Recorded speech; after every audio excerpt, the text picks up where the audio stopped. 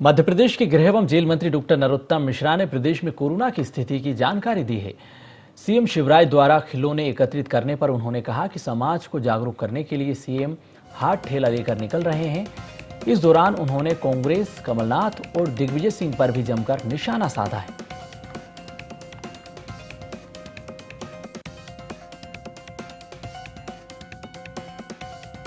पिछले 24 घंटे में मध्य प्रदेश के अंदर 33 नए मामले कोरोना के संपूर्ण प्रदेश में आए हैं, जबकि 18 लोग ठीक होकर के अपने अपने घरों की ओर, गंतव्य की ओर गए हैं। एक्टिव केस मध्य प्रदेश में 289 वर्तमान में प्रचलन में है, जबकि सैंपल जो कल लिए गए वो 5,509 सैंपल लिए गए हैं। वर्तमान में जो मध्य प्रदेश की संक्रमण दर है वो 0.60 है, जबकि रिकवरी की दर 98.7 स्थिर बनी हुई है। मध्य प्रदेश के अंदर कोई भी 24 घंटे में पुलिसकर्मी संक्रमित नहीं हुआ है। एक प्रकरण पुलिस का वर्तमान में एक्टिव कुल बचा है। जो वैक्सीनेशन कल हुई है संपूर्ण प्रदेश के अंदर वो 55,301 लोगों को वैक्सीन लगी है। अभी तक संपूर्ण मध्य प्रदेश में जो वैक्सीन लगी है वो 11,85,76,340 लोगों को वैक्सीन लगी है। एक ऐसा विचार, एक ऐसा सोच जो माननीय मुख्यमंत्री जी का सदैव से रहा है। कुछ बच्चों के पास ढेर सारे खिलौने हैं और कुछ बच्चों के लिए सपने खिलौने हैं, ऐसा नहीं होना चाहिए। माननीय मुख्यमंत्री जी एक संवेदनशीलता का उदाहरण पहली बार नहीं दिया है। बेटी बचाओ अभियान चलाया उन्होंने और आपने देखा होगा उससे एक जो जनजागरण हुआ, तो जो लिंगानुपात गड़बड़ा गया था, आज ही खरगोन में बताया कि 1031 बेटी, मंदसौर में बताया कि 1021 बेटियां हो गई 1000 पे। ये परिणाम आते हैं सामने, जिसकी कल्पना ये विपक्षी क्या करेंगे। उन्होंने मां नर्मदा बचाओ अभियान चलाया था।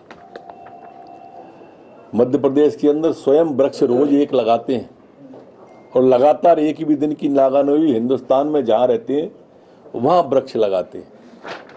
तो ये संकल्प का प्रकार है जो कांग्रेस को समझ में नहीं आएगा। अब कांग्रेस को ये तय करना चाहिए पहले कि वो आंगनवाड़ी के लिए खिलौने इकट्ठे कर रही है कि राहुल गांधी के लिए खिलौने इकट्ठे कर रही है। चला है कि जयस का कोई आंदोलन है। दरअसल कांग्रेस की मूल नीति जयस को तोड़ने की है, जयस को दो फाड़ करना चाह रहे हैं वो, और दूसरे के प्रदर्शन में ही जा सकते हैं, क्योंकि कांग्रेस के नाम पे तो भीड़ आती नहीं है। अब दूसरे के ललना को पलना में खिलाने जा रहे हैं तो जाए। कांग्रेस के जैसे अभी तक के अभियानों का हस्र हुआ है, वही इस अभियान का हस्र होगा। हमारे जनजाति भाई लोग जानते हैं कि हमारे मुख्यमंत्री शिवराज सिंह चौहान जी, हमारे केंद्रीय गृह मंत्री आदरणीय अमित शाह जी, माननीय प्रधानमंत्री जी, सब लोग आके उनके उत्थान के लिए काम किए हैं। और इनने 15 महीने में एक काम किया हो तो बताएं। ये घड़ियालू आंसू है, क्रोकोडाइल टीयर है। साधु चोर लंपट और ज्ञानी, अपनी सीगत सबकी जानी। ये स्थिति कांग्रेस की है। इनके राष्ट्रीय अध्यक्ष से यहाँ मध्य प्रदेश में झूठ बुलवाया 2 लाख के कर्जे का, घोषणा पत्र में झूठ बोला 4,000 रुपए बेरोजगारी भत्ता देंगे। जितनी इनने बातें की घोषणा पत्र में और जितनी भाषण में दी, ये सब झूठ निकल गई पूरी की पूरी। तो स्वाभाविक रूप से इनको वही दिखेगा। बहुत जल्दी अधिकांश जिले ऐसे होने वाले हैं जहां एक भी विधायक नहीं रहने वाला है। अब कश्मीर में निर्दोष हिंदुओं की हत्या में जो व्यक्ति दोषी ठहराया गया हो, आतंकी मानसिकता वाला हो, पाकिस्तान के हुक्मरान उनके ऊपर छाती क्यों पीट रहे? अब यहीं से बाकी के सोच उत्पन्न होते हैं कि वो कौन लोग हैं जो भारत के अंदर रह के अलगाववाद के हिमायती हैं। ये शोध का विषय होना चाहिए और देश की जनता का भी सोच का विषय होना चाहिए।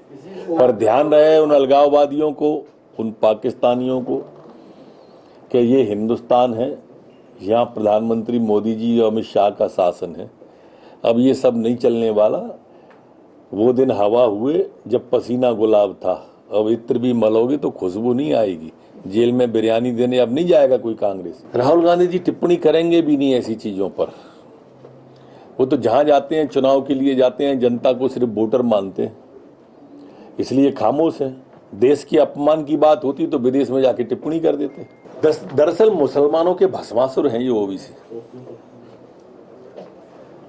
पहले खाई डाल दी, अब नारी अस्मिता पर ही सवाल उठा दिया। इसमें अपना सम्मान समझते हैं, नारी के अपमान में वो वंदे मातरम बोलने में सबसे पहले यही उठे थे, और अब महिलाओं के ऊपर उन्होंने ये टिप्पणी की है। मैं तो उनसे पूछना चाहता हूं कि अगर मुगलों से कोई संबंध नहीं था यहाँ के लोगों का, मुसलमानों का, तो मुगलों की स्मारकों पर क्यों आप बड़े जोर से हल्ला मचाने लगते हो? क्यों कहने लगते हो कि उनने बनाई। ये दरअसल ऐसा करके ओबीसी जी ने मातृशक्ति का अपमान किया है। जब भी महिलाओं के अधिकार की बात आएगी, आपने कभी ओबीसी जी को बोलते नहीं देखा होगा, कभी महिलाओं के सम्मान पर बोलते नहीं देखा होगा। ये इनकी मानसिकता है। लेकिन महिलाओं के अपमान की, मातृशक्ति की अपमान की, मातृभूमि की अपमान का कोई अवसर ये ओबीसी नहीं छोड़ते। मेरे ख्याल से कपोल कल्पित बातें हैं,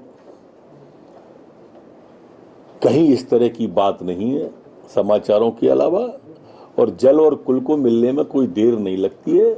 हम पूरी तरह से मुट्ठी की तरह कसे हुए भारतीय जनता पार्टी में नड्डा जी के नेतृत्व में, बीडी शर्मा के नेतृत्व में आगे बढ़ रहे हैं। स्वाभाविक रूप से इस तरह के ट्वीट वो करते हैं, मैं पहले भी कह चुका हूं। उनका मूल विषय ही यही है, समाज कैसे टूटे, देश कैसे टूटे, देश कैसे अपमानित हो, समाज कैसे अपमानित हो, मूल भाव ही है।